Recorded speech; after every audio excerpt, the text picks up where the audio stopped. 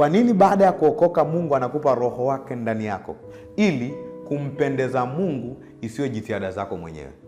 Living upright should not be your own activity. Okay. Na hii ndio tatizo la Wagalatia. Wagalatia waliamini wameokolewa pasipo jitihada zao. Lakini walipookoka wakafikiri hatumhitaji Mungu, inabidi tupambane wenyewe.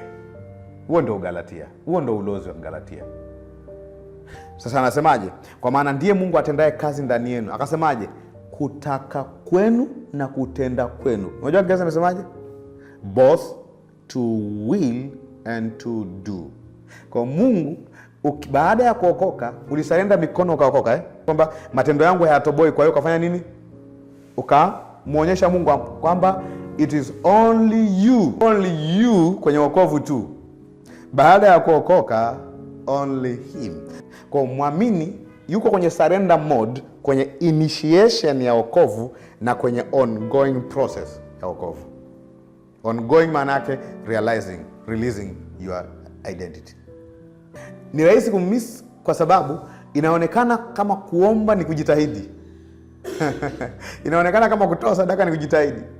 Unatoa sadaka inayouma, kwa unajitahidi. Inaonekana kama kwenda kanisani ni kujitahidi. No, una roho wa Mungu anayekusaidia katika haya yote. Ndio maana anasema hivi, kumbuka kwenye maombi ya Paulo kwa Filemoni, anasemaje?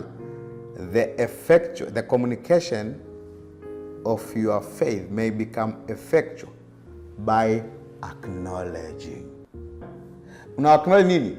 Every good thing which is in you in Christ.